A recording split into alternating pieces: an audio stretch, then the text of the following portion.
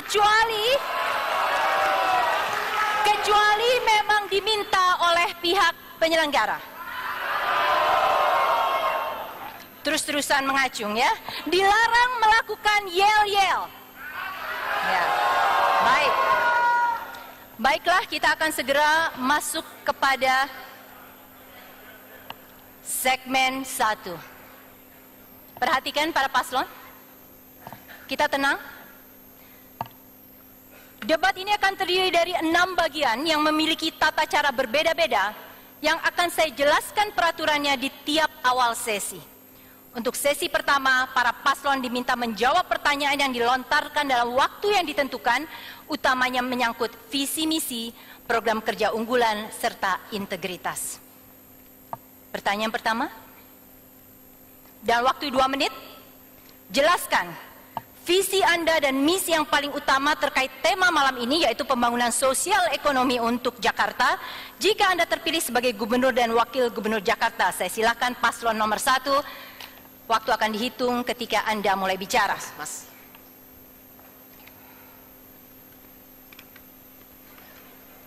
Ada masalah teknis? Bisa dibantu Bu Sylvie? Oh, sudah. Silakan. Waktunya? Silakan dimulai. Waktunya akan mengikuti ketika Pak Agus bicara. Langsung saja. Kita tenang. Silakan dimulai, Pak Agus. Assalamualaikum warahmatullahi wabarakatuh. Waalaikumsalam warahmatullahi wabarakatuh. Selamat malam dan salam sejahtera untuk kita semua. Warga Jakarta yang saya cintai dan banggakan. Selain yang sudah baik, potret Jakarta hari ini, ketimpangan meningkat, daya beli sebagian masyarakat menurun. Di samping itu, kualitas hidup masyarakat menurun akibat banjir, macet, sampah yang tidak dapat diselesaikan dengan baik. Dan yang paling menyedihkan adalah di sana sini, warga Jakarta banyak yang takut dengan pemerintahnya sendiri. Visi saya 5 tahun ke depan adalah menjadikan Jakarta semakin maju, aman, adil, dan sejahtera. Untuk dapat mewujudkan itu semua, komitmen saya dan tentunya misi saya adalah untuk mengatasi semua permasalahan di Jakarta, meningkatkan pembangunan sehingga Jakarta semakin maju ke depan. Dengan cara pertama, meningkatkan ekonomi daerah, meningkatkan daya beli masyarakat, dan menciptakan lapangan kerja baru. Kedua, meningkatkan kualitas pendidikan, pelayanan kesehatan, dan juga transportasi umum. Ketiga, tentunya meningkatkan kualitas lingkungan hidup dengan cara solusi yang efektif untuk mengatasi problem akut seperti banjir, sampah, dan polusi. Dan terakhir, dan tidak kalah penting adalah meyakinkan hadirnya rasa aman dan adil untuk seluruh warga Jakarta. Paradigma yang akan kami lakukan adalah Jakarta sebagai sebuah sistem ruang kehidupan yang harus mensejahterakan semua, dan juga pembangunan yang inklusif dan partisipatif yang memberdayakan seluruh warga secara adil. Dengan paradigma tersebut, saya akan berdiri yang terdepan bersama seluruh warga Jakarta untuk mengubah wajah ibu kota menjadi semakin modern, unggul, tetapi tetap menjadi kota yang manusiawi dan juga selalu berjati diri, berkarakter pada Jakarta dan Indonesia yang kita cintai. Terima kasih. Waktu habis, ditahan. Pendukung nomor 1, tadi kita sudah sepakat, baik. Dalam waktu 2 menit, saya berikan kepada paslon 2, jelaskan visi Anda dan misi yang paling utama terkait tema malam ini, yaitu pembangunan sosial ekonomi untuk Jakarta. Jika Anda terpilih sebagai Gubernur dan Wakil Gubernur DKI Jakarta, silakan. Ya, bagi kami, membangun Jakarta itu visi terutama dan membangun manusianya. Membangun manusia dengan indikator terukur. Kita kenal di dunia dengan indeks pembangunan manusia. Supaya sejajaran dunia, misalnya 2015, Jakarta telah mencapai IPM 78,99. Artinya kita kurang dari 1,01 telah menyamai tingkat dunia yang tinggi. Nah, untuk mencapai visi itu, misi yang utama adalah birokrasi harus melayani dengan konsep bersih, transparan, dan profesional. Karena kami sangat yakin, tanpa pejabat publik, tanpa birokrasi yang bersih, transparan, profesional, tidak mungkin program sosial ekonomi atau program apapun bisa kita capai. Makanya kami sangat yakin yang paling utama harus dibereskan adalah birokrasi dengan pejabat dengan rekam jejak yang jelas, sudah bersih, transparan, dan profesional. Dan tentu saya juga memaklumin, selama 4 tahun lebih ini, banyak warga Jakarta hanya melihat penampilan saya terlalu menggebu-gebu, terlalu semangat. Akibatnya visi misi yang sudah kami capai, program yang sudah terukur, hilang. Sebagian melihat saya terlalu temperamental, tapi saya juga bersyukur sebagian orang Jakarta melihat hasil nyata, sungai lebih bersih, semua kelihatan, pelayanan lebih baik. Terutama misalnya saya ambil contoh, saya bersyukur punya Mas Jarod yang melihat yang apa yang telah saya kerjakan. Dan saya juga belajar terus supaya belajar dari Mas Jarod, nama juga Jairot Saiful Hidayat, supaya saya agak-agak mirip dengan beliau, supaya kalau kami dilanjutkan lagi, bukan hanya visi misi program tercapai, tapi Ahoknya sudah menjadi i-Core 7, i7, bukan Pentium lagi kalau komputer, sehingga kami akan lebih baik, kesalahpahaman ini akan bisa dihindari. Terima kasih. Ya, waktunya cukup. Baik, kita lanjut ke paslon ketiga. Dalam waktu 2 menit, jelaskan visi Anda dan misi yang paling utama terkait tema malam ini, pembangunan sosial ekonomi untuk Jakarta jika Anda terpilih sebagai gubernur dan wakil gubernur. Silakan. Bismillahirrahmanirrahim. Assalamualaikum warahmatullahi wabarakatuh. Kami hadir di Jakarta membawa pengalaman, pengetahuan, dan akumulasi jaringan. Kami menempatkan Jakarta bukan tempat uji coba. Kami menempatkan Jakarta sebagai tempat untuk kita mengabdi, mengajak maju bersama, dan insya Allah tempat berpahala bagi semua. Jakarta, warganya berada di sini bukan karena ingin punya KTP bertuliskan DKI. Berbagai suku bangsa datang ke sini untuk apa? Merasakan kesejahteraan, keadilan. Kami hadir berdua untuk memastikan kesejahteraan dan keadilan hadir bagi seluruh warga Jakarta. Untuk itu, lapangan pekerjaan menjadi prioritas. Keadilan atas lapangan pekerjaan sangat mendasar. Berikutnya, akses pada pendidikan berkualitas dan tuntas. Kita ingin para orang tua bisa mengantarkan anaknya ke sekolah, bisa mengantarkan anaknya ke madrasah dengan perasaan tenang, dengan perasaan yakin, penuh cinta kasih. Lalu kita didik anak-anak itu sehingga mereka menjadi anak-anak yang berakhlak, anak berkarakter, kompeten, dan kelak mereka menjemput anak-anaknya dengan rasa bangga dan bersyukur bahwa Pemda Jakarta menyelenggarakan pendidikan berkualitas dan tuntas untuk mereka. Yang tidak kalah penting dari itu, sosial ekonomi kita, semua ikhtiar ini menjadi tak bermakna ketika narkoba hadir. Kami akan tegas memerangi narkoba hingga tuntas di kota ini. Tidak sedikit pun ada toleransi, karena seluruh ikhtiar kita menjadi tak bermakna begitu hadir narkoba. Orang tua sedih, rakyat sedih karena ancaman narkoba. Kami akan hadirkan kota yang maju, bahagia, aman, damai, dan bebas dari segala macam kriminalitas. Terima kasih. Assalamualaikum warahmatullahi wabarakatuh. Ya, kita lanjut kepada pertanyaan kedua. Dalam pendukung nomor 3, dalam waktu 1,5 menit, jelaskan apa yang akan Anda jadikan program kerja unggulan terkait visi misi yang telah dipaparkan tadi. Sebentar, Pak Agus.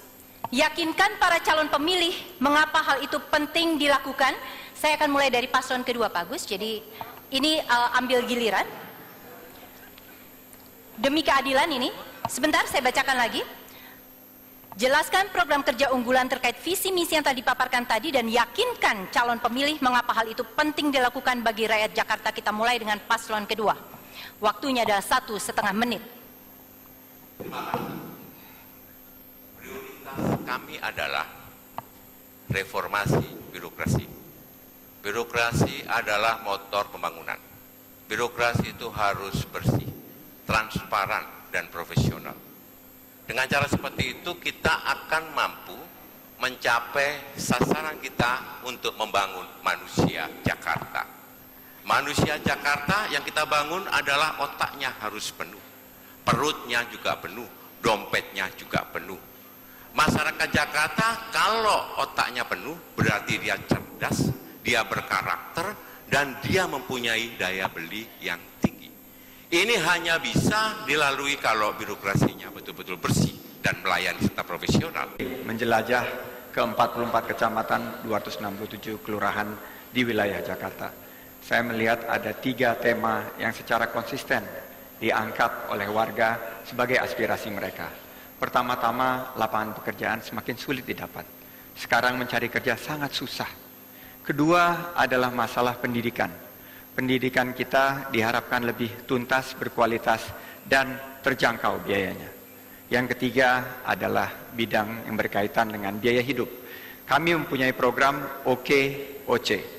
OKOC, One Kecamatan, One Center for Entrepreneurship, di mana diubah pola pikirnya bahwa ke depan kita akan permudah lahan usaha dengan garasi inovasi.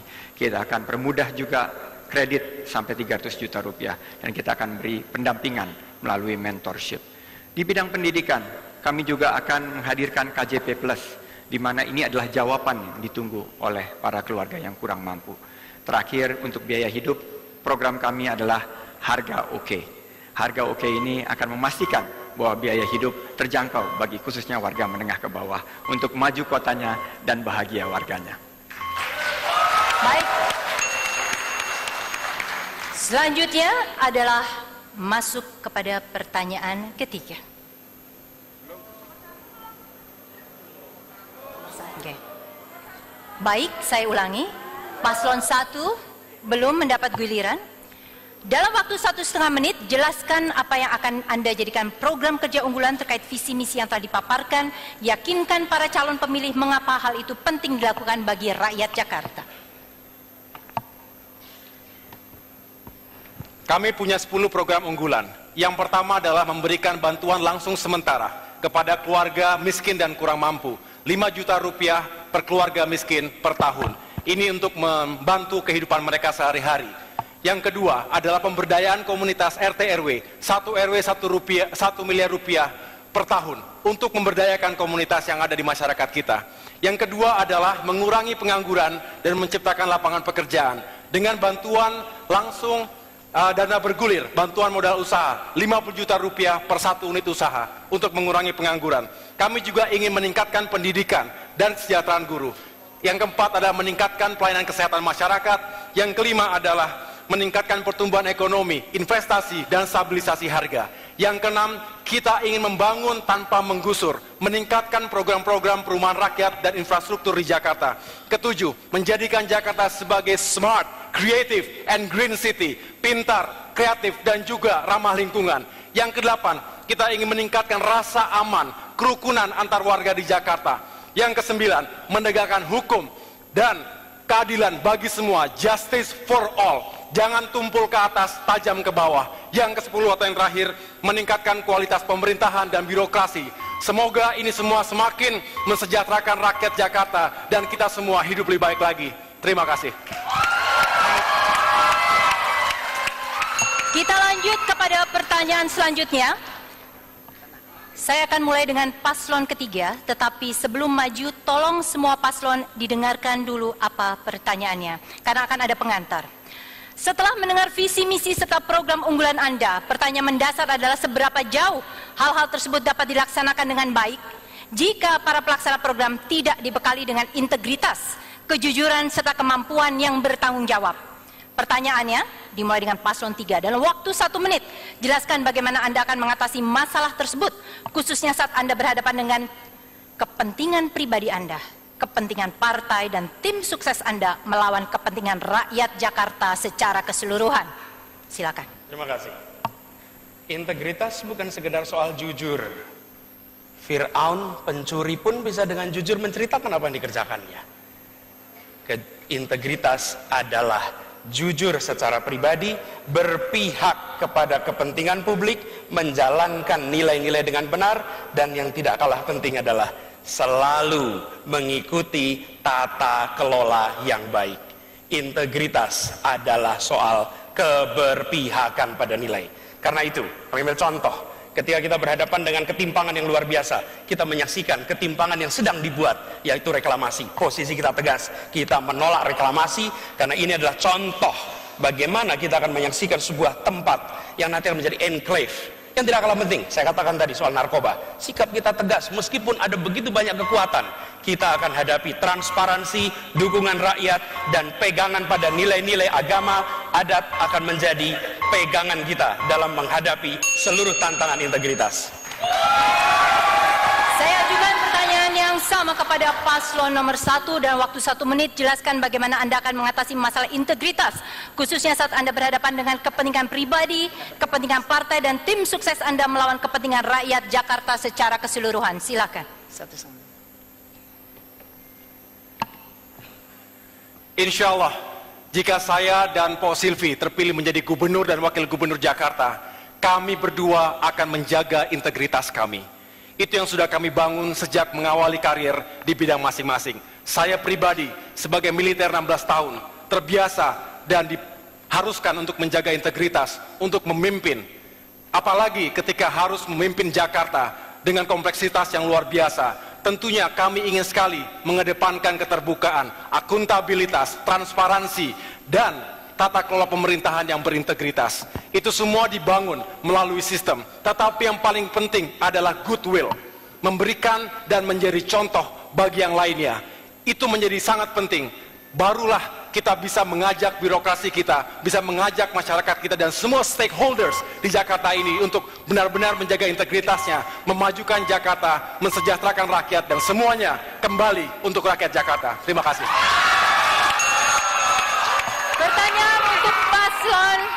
Pertanyaan untuk paslon kedua yang sama dalam waktu 1 menit. Jelaskan bagaimana Anda akan mengatasi masalah integritas, khususnya saat berhadapan dengan kepentingan pribadi, kepentingan partai, dan tim sukses melawan kepentingan rakyat Jakarta secara keseluruhan. Ya, ada orang mengatakan integritas atau karakter baru teruji kalau Anda telah diberikan kekuasaan. Kami bersyukur berdua ini adalah orang yang sudah pernah berkuasa jadi bupati, wali kota, DPRD, DPR RI, saya wagub, gubernur, sehingga karakter kami teruji dari apa yang telah kami lakukan. Nah, tentu kami juga mengerti manusia yang baik itu adalah manusia yang terus memperbaiki dirinya. Misalnya kalau ada tim sukses yang mengatakan nggak apa-apa, nggak santun, yang penting jujur, salah saya bilang. Atau ya buat apa jujur, apa kelihatan santun tapi nggak jujur, salah. Yang paling ideal ya kita harus berintegritas dengan rekam jejak yang baik, dan kita juga santun sebagai pejabat publik. Makanya saya beruntung ada Mas Saiful Jarod Hidayat ini, supaya saya terus belajar lebih santun, supaya saya lebih menjadi publik yang baik sesuai dengan harapan masyarakat DKI. Terima kasih. Silakan kalau mau Anda bertepuk tangan, karena ini adalah penutupan seluruh segmen 1 kita. Silakan.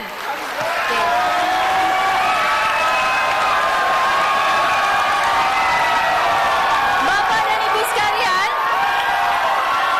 tenang. Bapak dan Ibu sekalian, penonton dimanapun Anda berada, netizen lagi-lagi saya sapa. Jawaban tadi menutup segmen kita, segmen 1 hari ini. Kami akan segera kembali dengan segmen berikutnya. Belum ada crossfire, kita tunggu pada segmen-segmen selanjutnya. Tetaplah bersama kami. Hadirin penonton, kini kita masuk ke sesi kedua. Kita masuk ke sesi kedua. Di bagian ini akan ada pertanyaan yang harus dijawab oleh masing-masing pasangan kandidat dalam waktu tertentu.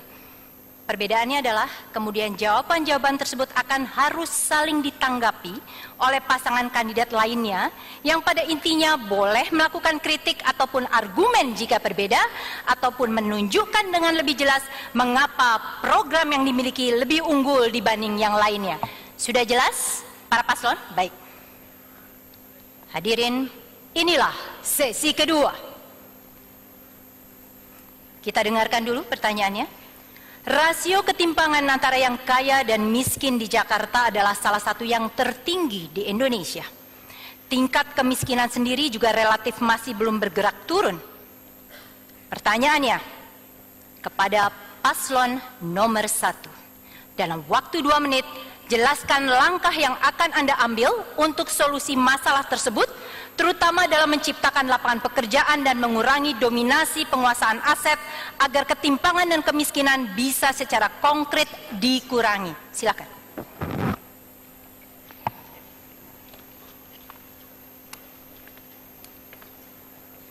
Benar bahwa angka kemiskinan di Jakarta masih cukup besar. Ada 360.000 atau 128.000 keluarga yang tergolong miskin dan kurang mampu. Disitulah mengapa Agus Silvi menawarkan program bantuan langsung sementara. Ingat, sementara. Ini artinya adalah memberikan bantuan meyakinkan keluarga miskin dapat makan. Kami berkeliling, bergerilya ke lapangan, menemui banyak masyarakat yang makan sehari-hari pun masih sulit. Yang kedua, kami ingin juga meyakinkan bahwa tidak hanya mereka diberikan bantuan sementara, tetapi secara ekonomi, secara makro, kita ingin meningkatkan pertumbuhan. Economic growth with equity, berkeadilan. Karena dengan pertumbuhan yang baik, maka akan menggerakkan, akan tercipta lebih banyak lagi lapangan pekerjaan. Disitulah kita bisa menyerap angka pengangguran terbuka saat ini dan mengurangi pengangguran.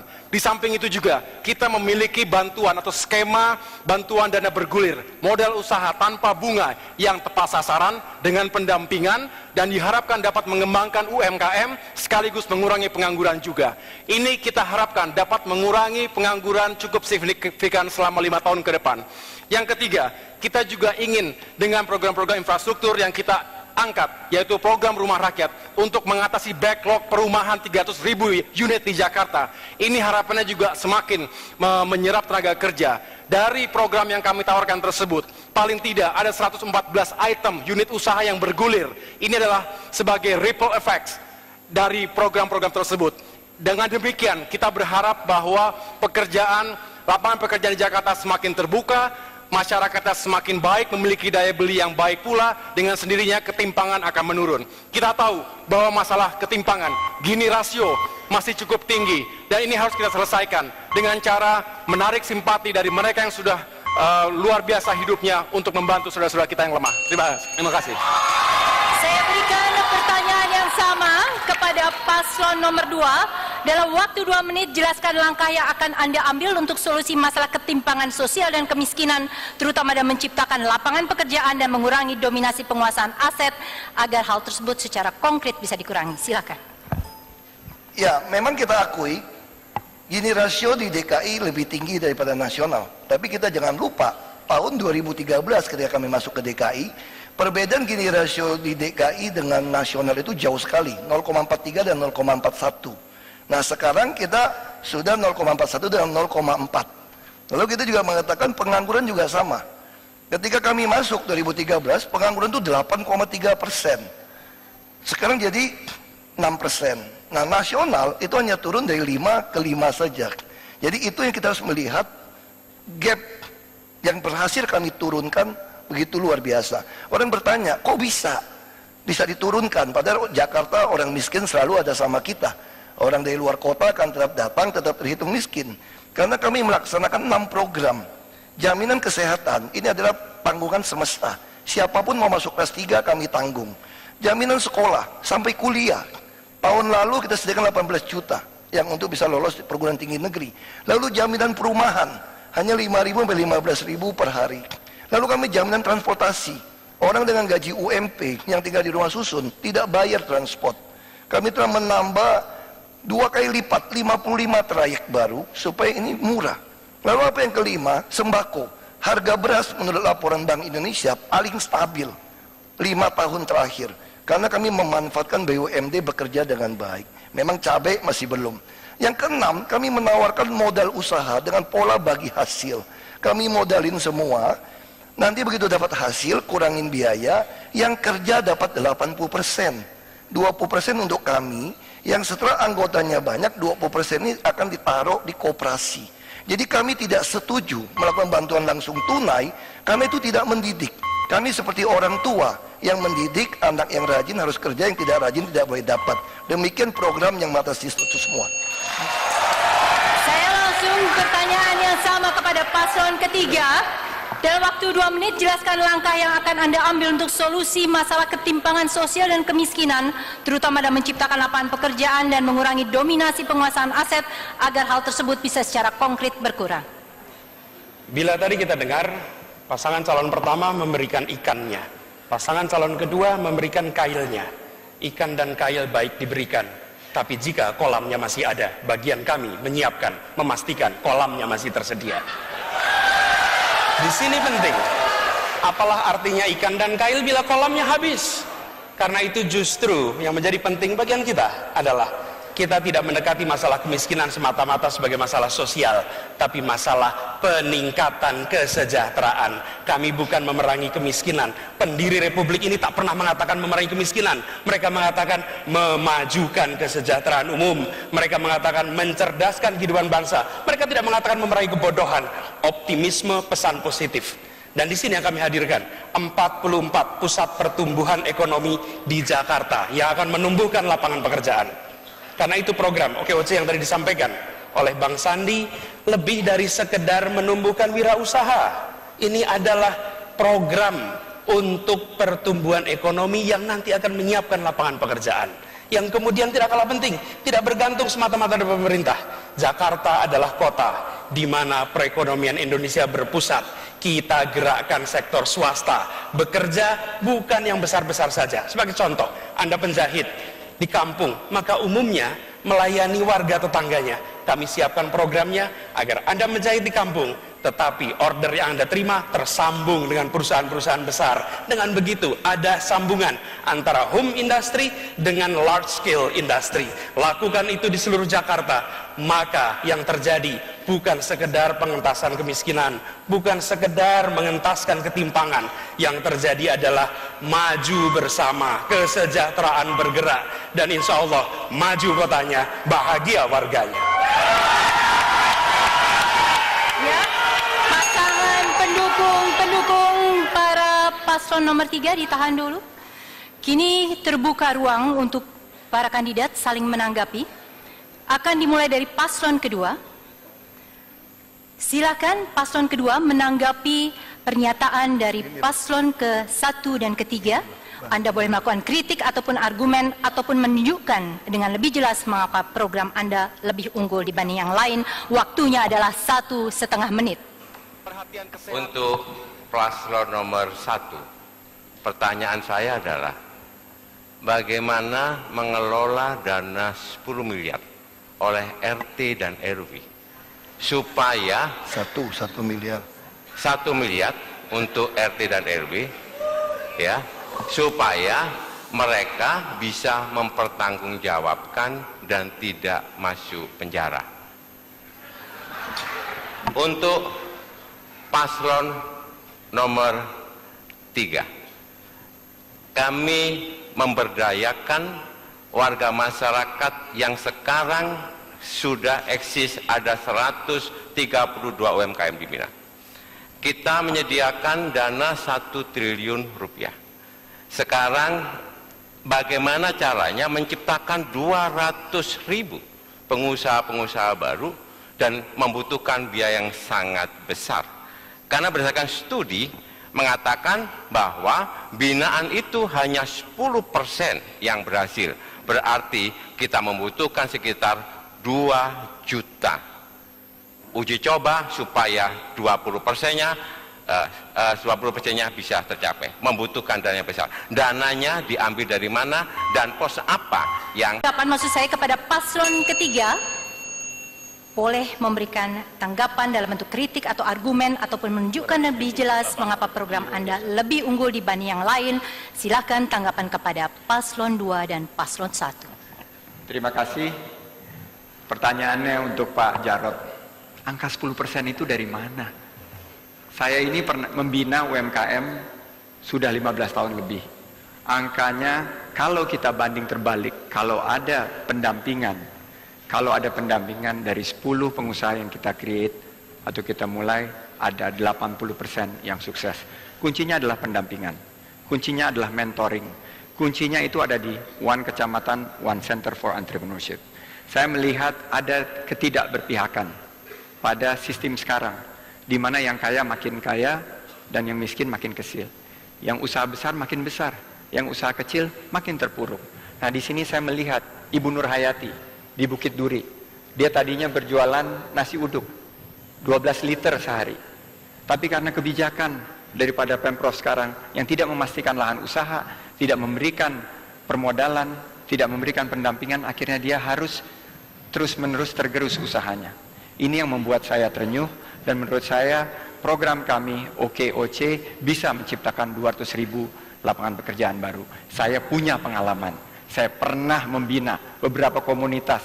Dalam terakhir kali, 2 minggu terakhir, sudah 1.500 pengusaha yang lahir melalui program OKOC. Terima kasih, maju kotanya, bahagia warganya.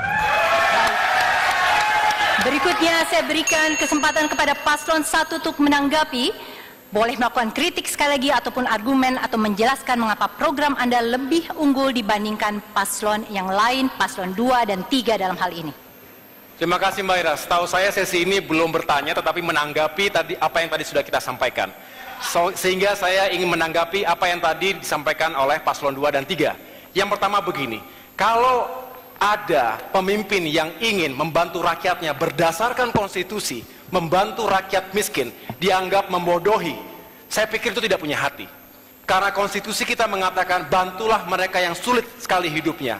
Dan disinilah keterpanggilan kami untuk membantu mereka. Ingat, sementara. Dan biayanya ataupun anggarannya pun sangat terukur. 400.000 sebulan, 5 juta setahun, dikali 128.650 miliar.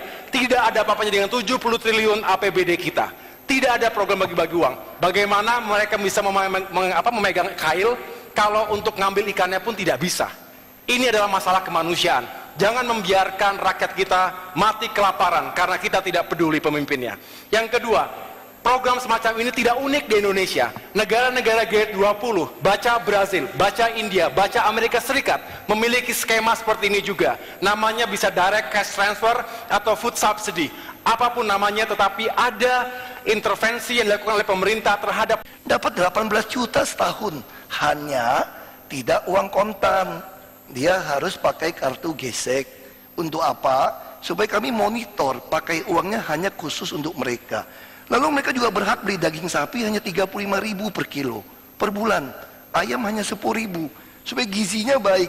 Naik bus gak bayar, kesehatan gak bayar. Itu yang kami namakan mendidik. Saya juga bingung. Kiri kanan saya itu bilang, orang tinggal di dalam sungai kok, daerah dan sungai kok, walaupun puluhan tahun ya salah. Sebagai orang tua ya tidak menghukum mereka. Kita pindahkan tempat yang lebih layak. Bagaimana sungai mau dinormalisasi kalau tidak pindahkan rumah kumuh? Saya kira jauh lebih tidak manusiawi mengajari rakyat yang sudah salah untuk membenarkan dia hanya demi untuk memenangkan sebuah pilkada. Ini sangat bahaya, sangat bahaya. Makanya saya harap kita harus betul-betul mendidik dalam membantu. Itulah yang kami akan lakukan. Terima kasih.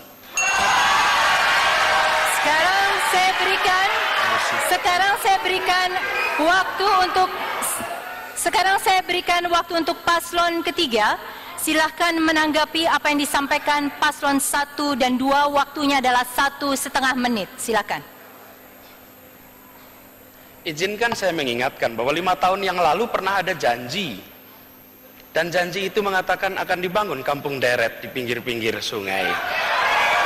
Di mana janji itu?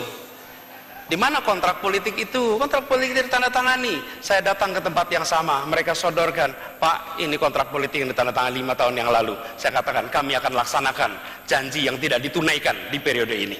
Tegas kami akan laksanakan. Yang kedua, ketika kita berbicara tentang mengelola warga di tepi sungai misalnya, Jakarta bukan kota pertama. Kali Code di Jogja ada contohnya. Di Malang ada contohnya. Di mana warga diajak berdialog, warga diajak berdiskusi, dilakukan peremajaan secara bertahap. Saya punya banyak teman yang tinggal di tepi Kali Code ketika saya sekolah dulu. Saya datang lagi ke sana beberapa waktu yang lalu. Mereka semua sudah tumbuh tinggal tempat jauh dari pinggir sungai. Mengapa? Karena diberi kesempatan akses pendidikan berkualitas, dikasih kesempatan lapangan pekerjaan. Karena itu saya katakan, komentari apa yang disampaikan oleh paslon nomor 1, memberi sesuatu itu baik, tapi yang tidak kalah penting, memberikan harga diri, percaya diri bahwa mereka sejahtera bukan karena cash transfer, tapi karena mereka bisa berusaha mandiri lewat lapangan pekerjaan. Itu jawaban kita. Terima kasih. Masih ada sisa waktu sebenarnya, tetapi sudah selesai jawaban yang diberikan oleh paslon ketiga. Jawaban dari Pak Anies tadi menutup sesi kita. Sesi berikutnya akan lebih menarik karena jawaban Pertanyaan dan jawaban itu masing-masing akan diajukan oleh pasangan calon. Tetaplah bersama kami di debat perdana pemilihan gubernur dan wakil. Dan ini adalah sesi yang harusnya sangat menarik karena pertanyaan yang diajukan bukan berasal dari tim panelis, tetapi dari para paslon sendiri. Terbuka ruang untuk saling berargumen, menjual gagasan terbaik. Yang perlu saya garis bawahi adalah tema pertanyaan harus tetap dalam koridor malam ini, yaitu tentang pembangunan sosial ekonomi untuk Jakarta yang dapat diturunkan ke masalah sosial ekonomi tentunya, transportasi, lingkungan hidup, keamanan, serta pendidikan. Moderator berhak meminta paslon mengganti pertanyaan jika dianggap tidak sesuai atau keluar dari tema yang ditetapkan oleh KPU Jakarta. Sesi ini akan dimulai dari pertanyaan salah satu pasangan calon ke calon lainnya selama 1 menit. Kemudian calon yang ditanya memiliki waktu menjawab selama 1,5 menit. Respon ini akan ditanggapi kembali oleh pasangan calon penanya selama 1 menit. Dan terakhir kembali ditanggapi oleh paslon penjawab selama 1 menit juga. Dan kita langsung saja supaya bisa menjadi lebih mudah dipahami.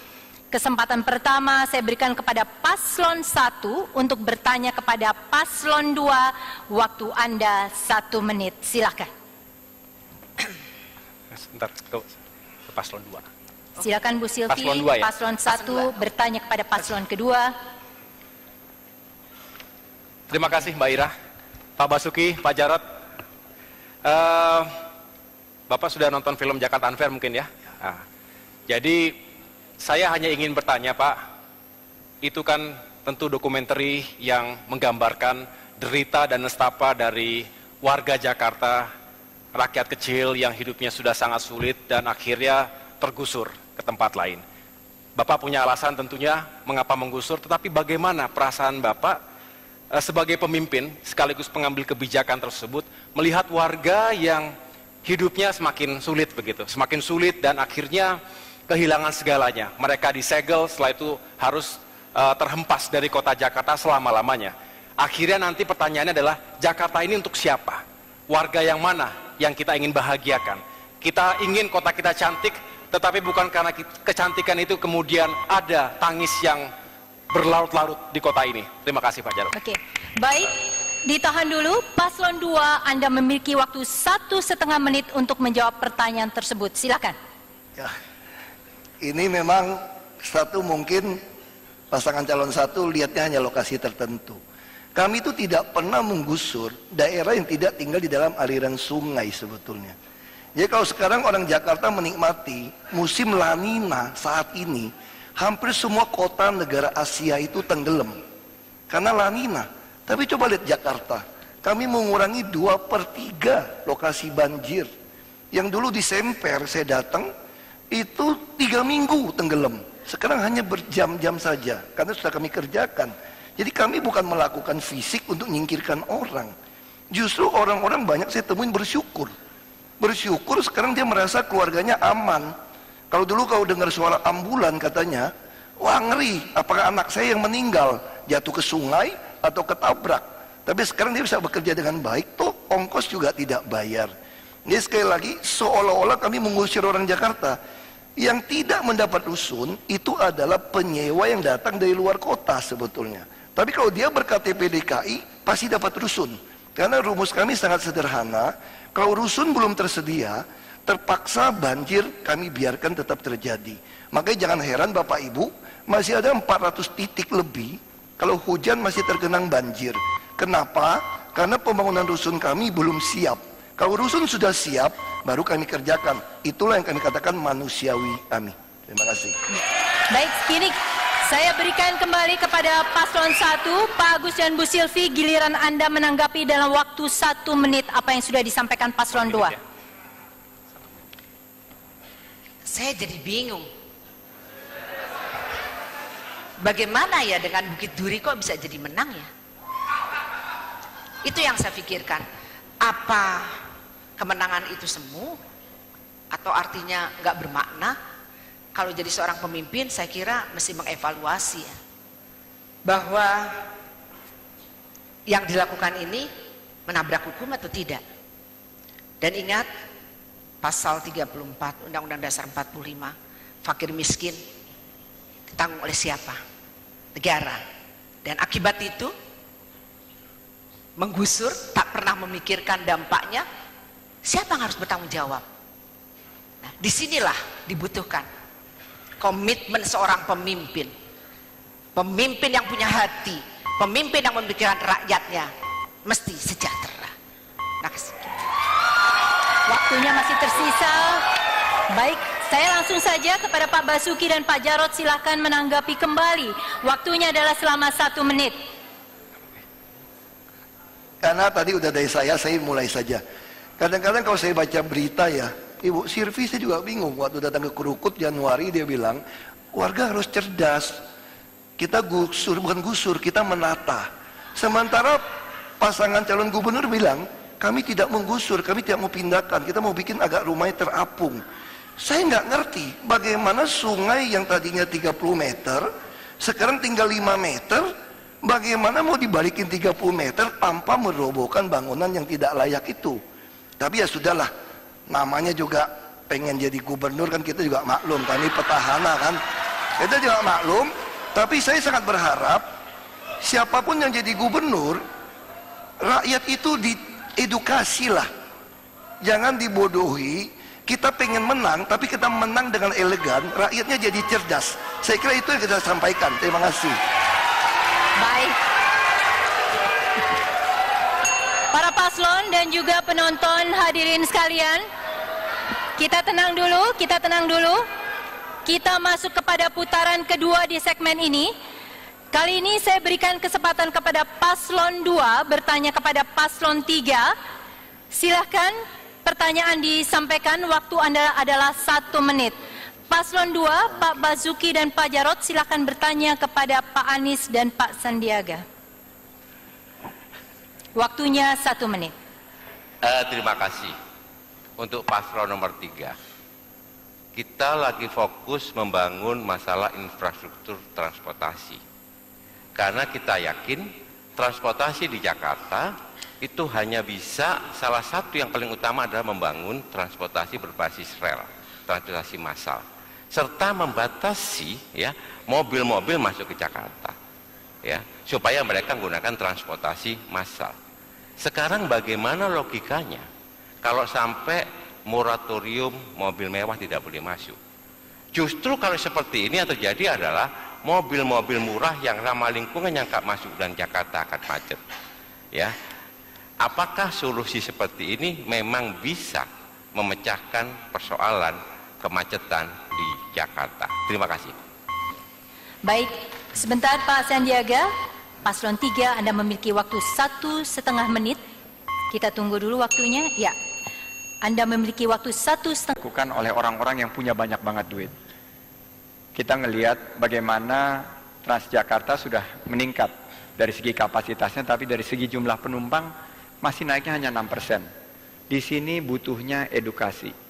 Dan edukasi itu perlu daya picu, daya kejut. Kalau saya mengirim pesan bahwa orang yang bisa bayar mobil 3 miliar juga naik kendaraan umum, itu efeknya luar biasa.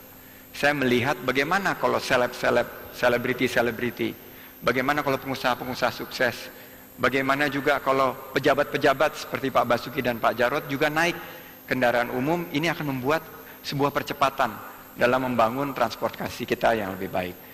Yang kami kejar adalah bagaimana mengubah pola pikir. Bagaimana pola pikir kita dari selama ini kelas menengah yang hanya menggunakan kendaraan pribadi bisa beralih menggunakan kendaraan umum. Jargon-jargon itu sangat penting. Kenapa? Kalau kita mengedepankan to lead by example. Leading adalah memberikan contoh. Memimpin dengan memberikan contoh. Insya Allah kita akan ubah cara pola pikir anak muda yang ke depan kelas menengah menggunakan kendaraan umum. Terima kasih. Paslon 2, kini giliran Anda kembali untuk menanggapi dan waktu 1 menit. Silakan Pak Basuki dan Pak Jarod. Apa yang disampaikan paslon 3? Pak Sandi, terima kasih. Sistem transportasi yang kita bangun di Jakarta adalah sistem subsidi silang. Mereka-mereka yang mau naik kendaraan umum, kendaraan massal dengan harga yang murah, 3.500, dan bahkan mereka itu dikasih beberapa bebas gratis. Pemegang KJP gratis, buruh dengan UMP gratis, lansia gratis gitu ya. Jadi ini adalah hasil dari apa yang kita kumpulkan dari pajak. Pajak yang didapat dari mobil-mobil mewah tadi. Kalau orang kaya masuk, lebih baik kita terapkan jalan berbayar. Dengan cara seperti itu, maka pertumbuhan motor di Jakarta akan bisa kita tekan. Sekarang 4.500 motor tiap hari, 1.600 mobil tiap hari, setahun jutaan. Ini menambah kemacetan. Begitu Mas Andi. Terima kasih. Kita tunggu dulu waktunya habis. Baiklah, Paslon 3 kembali, tanggapan Anda 1 menit. Mari coba kita ingat, kapan kali terakhir rute di Jakarta distrukturkan? Masyarakat Jakarta sudah tumbuh berkembang, rute transportasi kita sudah beberapa dekade ini tak mengalami perubahan. Karena itu salah satu yang justru akan ditonjolkan adalah angkutan massal yang nyaman, Rp5.000 dari mana saja ke mana saja sebagai tiket terusan dan terintegrasi. Bayangkan seperti pembuluh darah. Bayangkan seperti pembuluh darah di badan kita, di mana angkutan massal menjangkau ke semua titik. Dari mulai Transjakarta, MRT, muncul yang lebih kecil, bus, minibus, sampai mikrolet, sampai angkot. Tergantung wilayahnya. Apa yang terjadi? Kita mengintegrasikan sistem transportasi. Lalu yang tidak kalah penting, ongkos salah satu yang besar untuk pendidikan adalah transport. Siswa di Jakarta Rp0 untuk transportasi berangkat dan pulang sekolah. Ya. Waktunya habis. Baiklah, sekarang hadirin penonton paslon, kita masuk ke putaran terakhir di segmen ini. Kesempatan bertanya diberikan kepada pasangan calon ketiga. Silakan bertanya kepada pasangan calon 1. Waktu Anda adalah 1 menit. Pak Anies, Pak Sandi, silakan bertanya kepada pasangan nomor urut 1. Waktunya adalah 1 menit. Salah satu tantangan terbesar di Jakarta adalah memastikan bahwa kesempatan kerja yang ada di Jakarta bisa dinikmati oleh warga Jakarta. Kesempatan yang ada di Jakarta bukan justru dinikmati oleh orang lain. Lapangan pekerjaan kita siapkan dan kita pastikan bahwa setiap lapangan pekerjaan yang tumbuh, dia memprioritaskan warga Jakarta. Pertanyaan untuk pasangan calon nomor 1, bagaimana cara Pak Agus bisa mengoptimalkan Timpora untuk memastikan bahwa warga di Jakarta tidak kalah dibandingkan mereka yang datang dari luar Jakarta. Silakan. Baik, kita tunggu dulu waktunya, perhitungan waktunya. Ya, kelihatannya sudah bisa dimulai. Pasangan calon pertama Pak Agus, Bu Silvi, silahkan, punya waktu 1,5 menit untuk menjawab pertanyaan tersebut. Terima kasih pasangan calon ketiga. Itu sebabnya kenapa kami ingin mengadakan empowerment, pemberdayaan kepada masyarakat. Kita lihat sekarang, kalau saya pernah ke Muara Kamal, mereka sangat bingung, pekerjaan mereka tidak ada, dan mereka bertanya bahwa bagaimana dengan bekerja ini. Terus kemudian saya melihat ada setumpuk kerang hijau yang diolah. Saya bertanya, saya mengatakan begini, insya Allah apabila amanah itu sampai kepada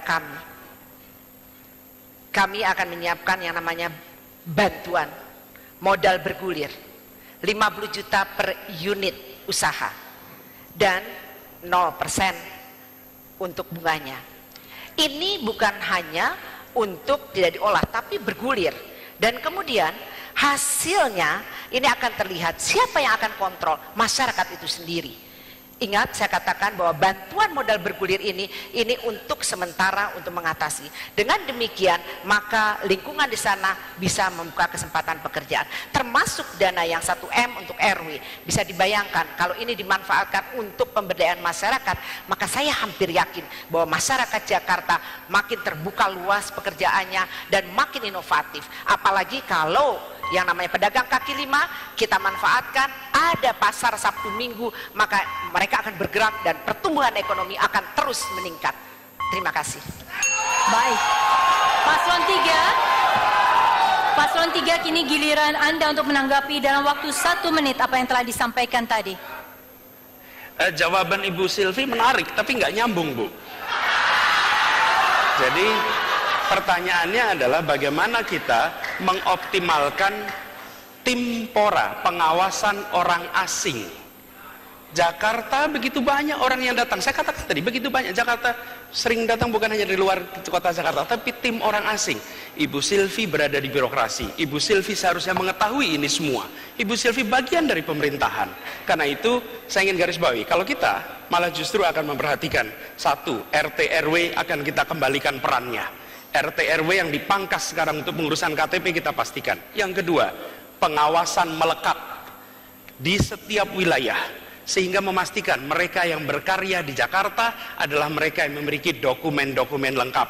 Karena sekarang berdatangan mereka dari luar mengambil manfaat di Jakarta dan merugikan warga Jakarta. Timpora akan kita optimalkan pemerannya. Pak Anies, berikutnya paslon 1 silakan menanggapi kembali selama 1 menit.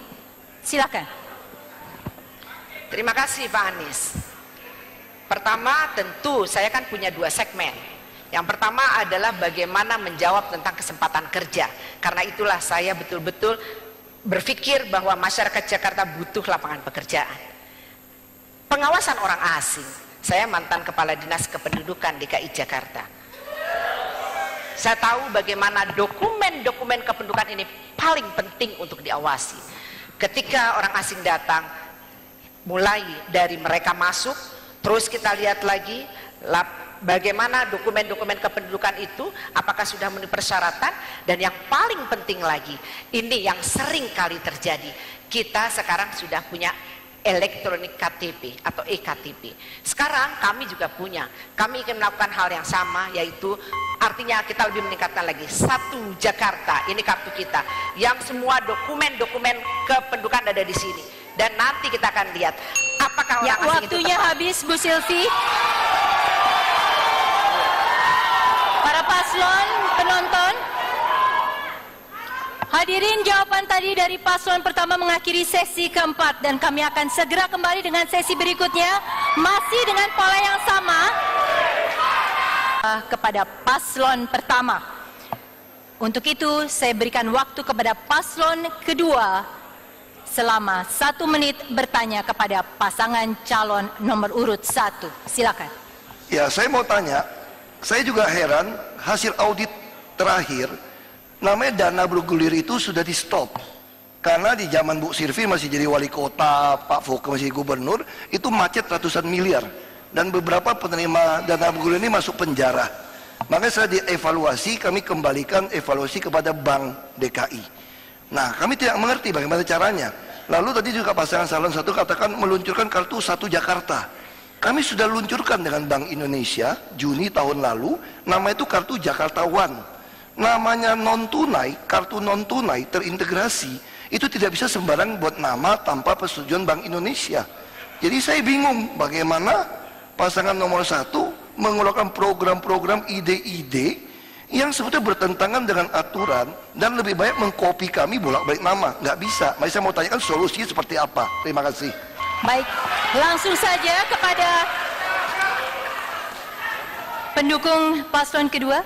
Paslon 1, Anda memiliki waktu 1,5 menit untuk menjawab pertanyaan tersebut. Silakan. Itu sebabnya saya mengeluarkan 1 Jakarta. Kenapa? Karena saya melihat sendiri. Saya tahu betul di dalam belum jalan. Karena itulah saya mengatakan, saya sudah siapkan aplikasi ini dan saya sudah siapkan apa yang perlu dilengkapi. Bicara di sini kartu Jakarta Pintar, di sini ada education report. Bicara KJS ada medical report. Bicara transportasi, bicara bagaimana ini juga bisa menjadi ATM, dan yang paling penting lagi, kita nggak repot. Data semua berada di sini. Dan saya yakin bahwa kalau kita memiliki 1 Jakarta ini, sekali lagi, bukan hanya melaunching, tetapi realisasinya. Terbukti, KJP saja banyak keluhan. Kenapa sampai terlambat KJP? Kenapa orang harus sengsara? Padahal pendidikan itu adalah tanggung jawab pemerintah bersama-sama dengan masyarakat. Disinilah yang saya ingin, kenapa kita sepakat Mas Agus dengan saya, Mpok Silvi, ingin mengeluarkan satu Jakarta yang akan terrealisasi dengan nyata, bukan sekedar melaunching saja dan kemudian mengeksposnya dalam media sosial, tapi kenyataannya tak berguna. Mudah-mudahan ini menjadi solusi terbaik untuk warga Jakarta yang makin insya Allah sejahtera. Insya Allah kami amanah. Kita tahan dari pendukung paslon 1. Pendukung paslon 1. Saya berikan kesempatan kepada paslon 2 untuk menanggapi dalam waktu 1 menit. Itu yang saya sampaikan. Saya bilang pasangan nomor 1 ini kelihatan tidak ngerti peraturan keuangan. Kita yang kerjasama dengan OJK juga. Kami ingin seluruh Jakarta ini cashless society. Makanya OJK dengan BI mengeluarkan rekening bank, nama itu tabunganku. Setor 20.000 di bank besar boleh buka rekening. Nah, kenapa kartu Jakarta One itu sudah jalan? Ini soal cetak saja. Kenapa BI memberikan izin pada kami? Karena kami sudah punya database. Semua KJP ada 692.000 pemegang. Semua pemegang rumah susun, semua yang naik bus Transjakarta, semua UMKM, semua PKL-PKL itu sudah kami daftarkan. Nah, karena itulah BI mengizinkan kami menerbitkan kartu Jakarta One, dan bank-bank yang lain sudah MOU dengan kami, baik BCA, Mandiri, mereka mendukung. Dashboardnya siapa? Bank DKI, tapi datanya ada di Dinas Kominfo. Jadi saya kira kurang mengerti peraturan keuangan. Waktunya habis. Baik. Paslon 1 langsung saja. Paslon 1 Anda dapat menanggapi kembali selama 1 menit. Inilah masalahnya. Pemimpin yang selalu curiga dengan rakyatnya sendiri. Pertama tadi pertanyaannya, bagaimana meyakinkan agar masyarakat tidak masuk penjara? Selalu otaknya bagaimana masyarakat tidak masuk penjara. Bagaimana pertanyaannya kalau mereka berhasil? Tidak pernah ditanyakan. Tadi pemberdayaan RT RW 1 miliar, Pak Jarod pertama-tama menyampaikan pertanyaan tadi seperti itu. Pak Basuki juga menyampaikan bagaimana nanti untuk bantuan modal usaha atau dana bergulir. Tetapi yang perlu kita yakin di sini adalah tujuannya benar, membantu mengembangkan UMKM. Kami bergerilya selama 3 bulan, semua mengatakan kami sulit modalnya Pak, kami tidak diperhatikan.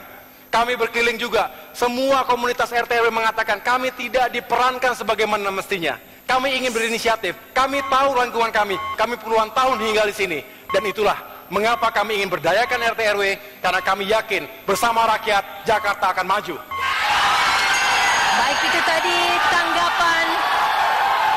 Tolong pendukung nomor 1 ditahan, kita akan lanjut. Baiklah, tadi tanggapan dari paslon 1 mengakhiri putaran pertama. Kita akan lanjut. Saya tidak akan melanjutkan kalau belum diam dari para pendukung pasangan calon. Baik, saya akan lanjutkan kepada putaran selanjutnya di segmen ini. Kesempatan bertanya diberikan kepada pasangan calon ketiga. Silakan bertanya kepada pasangan calon kedua. Waktu Anda 1 menit. Silakan. Bicara tentang sosial ekonomi adalah bicara tentang manusia. Dan artinya kita meningkatkan mutu manusianya. Sudah berkali-kali garis bawahi.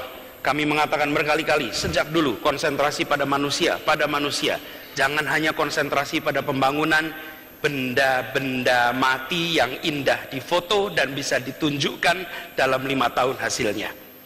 Justru yang harus ditonjolkan adalah pembangunan kualitas manusia. Pertanyaan untuk pasangan calon nomor 2 adalah, apa strategi untuk meningkatkan mutu manusia di Jakarta?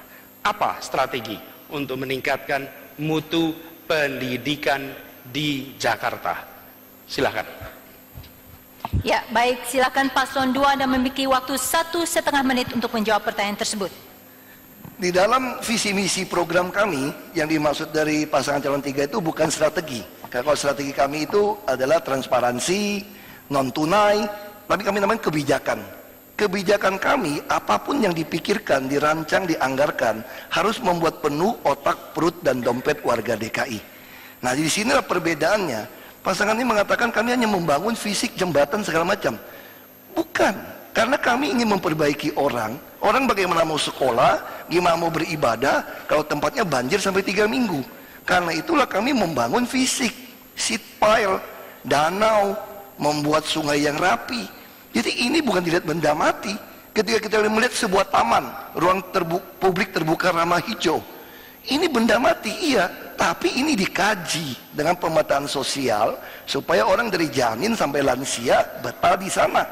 Nah, makanya kalau kita hanya mengatakan membangun manusia, tidak ada bangun benda matinya, visinya jelas, terukur, ya harus membangun, harus ada fisik supaya sumber daya manusia ini tercapai. Nah, saya kira pasal nomor 3 memang gayanya mungkin dosen gitu ya. Waktunya habis, Pak Basuki. Pemimpin yang memecah belah. Baik, ini paslon 3, giliran Anda menanggapi. Pendukung paslon 2, paslon 3 giliran Anda menanggapi dan waktu 1 menit, silakan. Saya rasa sederhana, pertanyaannya bagaimana membangun manusia. Jawabannya nggak nyambung sama sekali. Karena itu Pendukung paslon 3. Karena itu Pak Basuki, jangan hanya kerja, harus punya gagasan, harus punya kata-kata, karena dua itu memberikan narasi. Dan Bung Karno mengatakan, banyak bicara, banyak bekerja. Bukan hanya banyak bekerja tanpa bicara. Tugas pemimpin mengirimkan pesan, dan itu menggunakan kata-kata. Kalau Anda meremehkan kata-kata, maka Anda akan memecah belah warga Jakarta. Hormati kata-kata. Dan saya sekarang bawahi, bangun pendidikan ini penting. Kenapa? Karena kami melihat pendidikan lebih dari sekedar soal persekolahan. Salah satu masalah transportasi di Jakarta adalah karena para pengemudi tak pernah mengalami proses pendidikan peningkatan mutu profesi. Kami akan melihat pendidikan lebih luas dari soal habis, sekolah. Pak Anies. Terima kasih. Ya, langsung saja ditahan pendukung paslon 3. Oke. Para pendukung, kita tenang untuk kita bisa melanjutkan sesi ini. Terima kasih. Langsung paslon 2, Anda dapat menanggapi kembali selama 1 menit. Ya, itu yang saya sampaikan, bahwa tidak mungkin untuk mencapai sebuah tujuan tidak membangun infrastrukturnya. Misal kita bicara soal sopir bus. Nah, kami melakukan apa? Transjakarta mengambil alih semua. Tetapi sopir yang kerja di bawah Transjakarta, walaupun tetap milik swasta, kami bayar rupiah per kilometer, dapat 2 kali UMP. Karena kami sadar perusahaan yang lama itu tidak mampu menggaji 2 kali UMP. Dan apalagi yang kami katakan, visi kami terukur dengan angka. Apa angka itu? Itulah indeks pembangunan manusia. Makanya jangan heran Jakarta nomor 1. Malahan kita terima 4 piagam dari Bappenas. Belum pernah di Republik ini sebuah provinsi mendapatkan 4 piagam sekaligus dalam hal pembangunan manusia. Dan itu diperoleh oleh DKI. Terima kasih. Baik, waktunya sudah cukup. Harap tenang pendukung paslon kedua.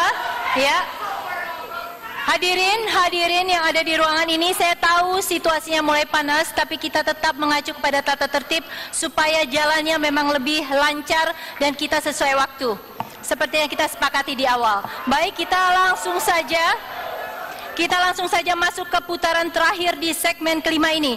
Kesempatan bertanya saya berikan kepada pasangan calon pertama. Silakan bertanya kepada pasangan calon ketiga. Waktu Anda 1 menit dari saat dimulai. Silakan.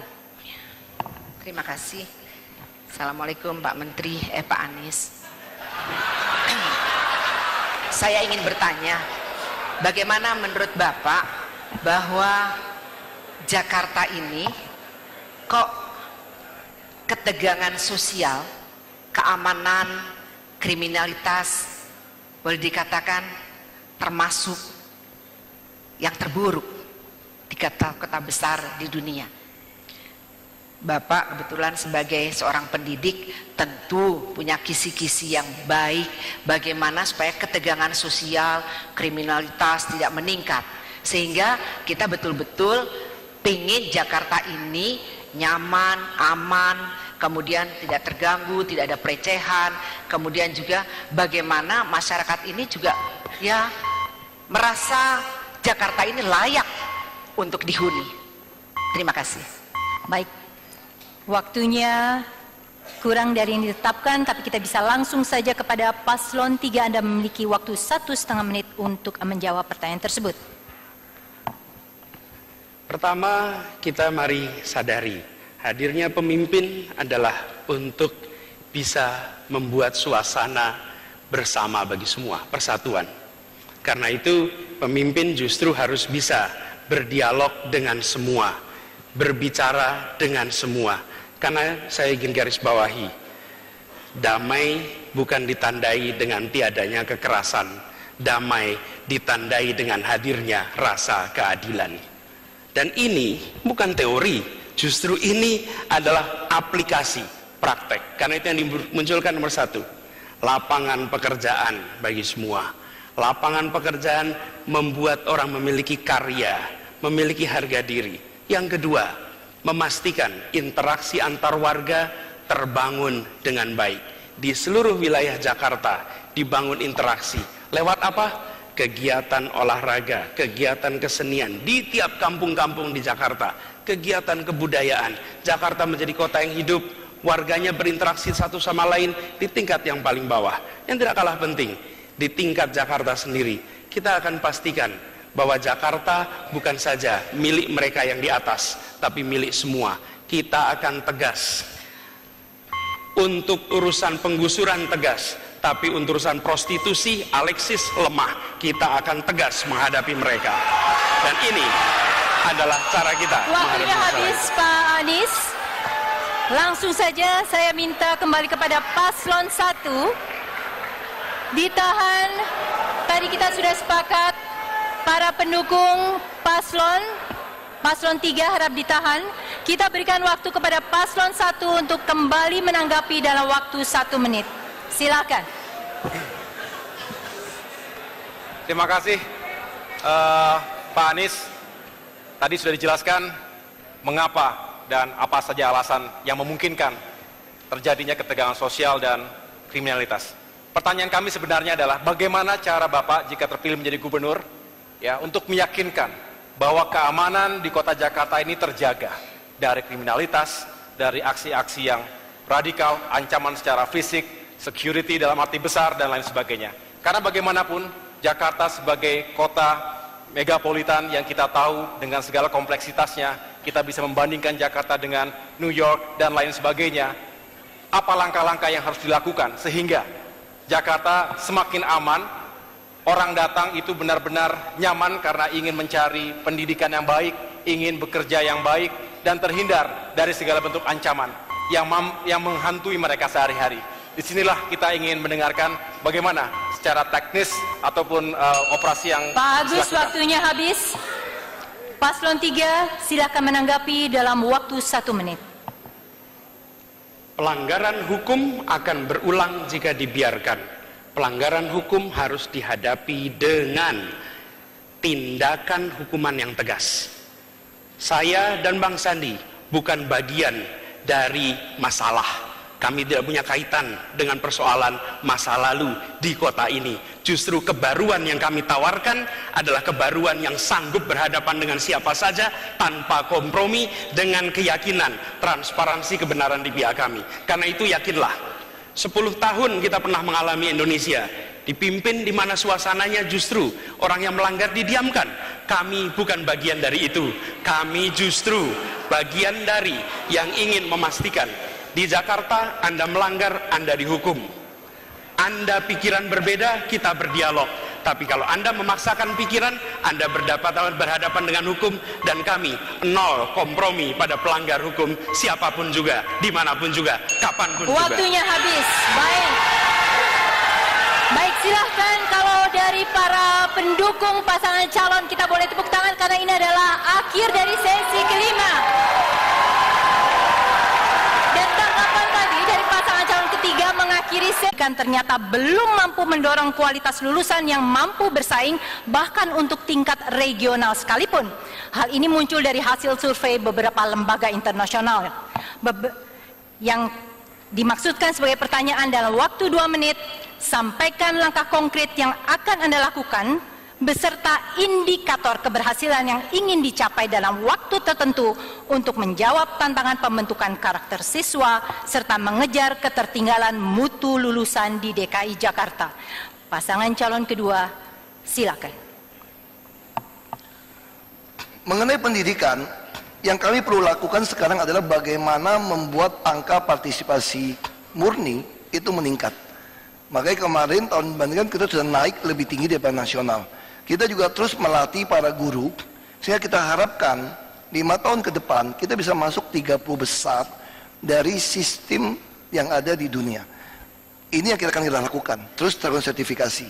Nah, bagi kami sebagai penutup, kami memiliki visi, misi, program, semua terukur dengan angka. Sebetulnya bagi kami suka debat seperti ini. Kami mengharapkan ada masukan-masukan yang baru, yang baik untuk kami memperbaiki jika kami diberikan kepercayaan kembali. Tapi terus terang deh, tadi saya mencatat beberapa hal. Banyak sekali hal yang disampaikan itu bukanlah sesuatu hal yang baru. Misalnya ketika mengatakan masih ada pusat olahraga, pusat budaya, kami telah menyelesaikan 188 lokasi ruang publik terpadu ramah anak lengkap dengan pusat olahraganya. Ketika Pak Anies mengatakan tidak berani menutup Alexis, wah, kami sudah menutup Stadium dan Miles. Begitu ketemu narkoba, kami tutup.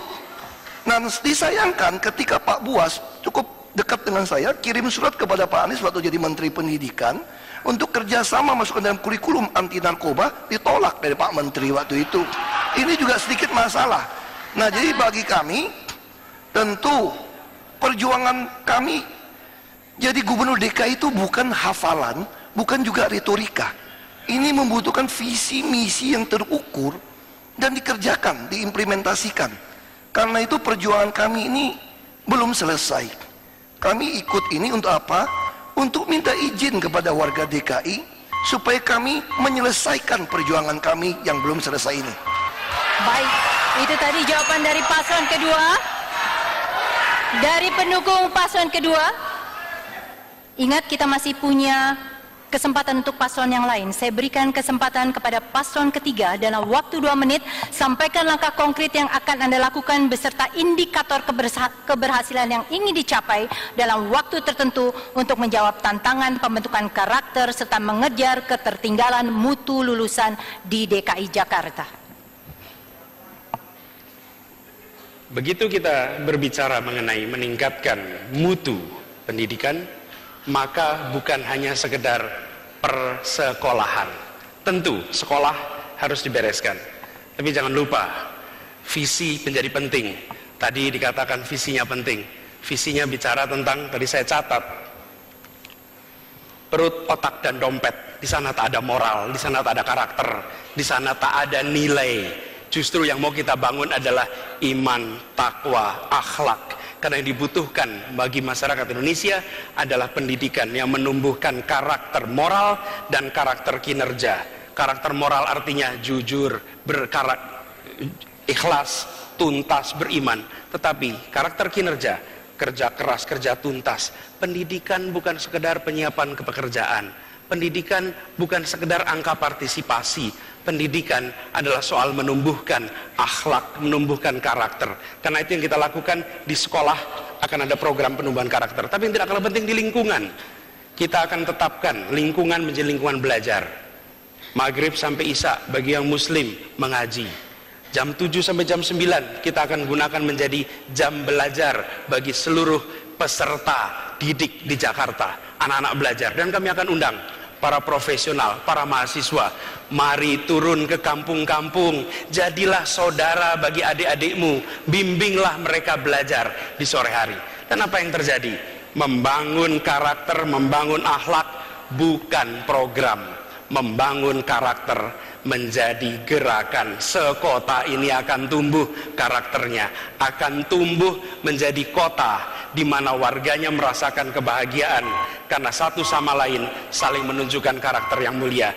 Kepemimpinan tak hanya fokus pada material, tapi fokus pada moral bangsa. Pak Anies, waktu habis. Ya. Kini giliran kami berikan kepada paslon pertama dalam waktu 2 menit, sampaikan langkah konkret yang akan dilakukan beserta indikator keberhasilan yang ingin dicapai dalam waktu tertentu guna menjawab tantangan pembentukan karakter serta mengejar ketertinggalan mutu lulusan di DKI Jakarta. Saya suka sekali pertanyaan ini. Bagaimana membangun karakter Jakarta, masyarakat Jakarta? Sebelum kita jauh berbicara tentang program, kurikulum, sekolah, pendidikan formal. Terlebih dahulu, lihatlah diri kita sendiri. Sebagai pemimpin harus bisa menunjukkan memiliki karakter yang baik, yang bisa menjadi contoh yang baik, menjaga harmoni, toleransi di atas perbedaan, menjaga persatuan tanpa harus menjadi homogen. Ini adalah kekuatan bangsa kita, ini adalah kekuatan Jakarta kita. Kita ingin menjadi kota, ingin menjadi bangsa yang benar-benar memiliki karakter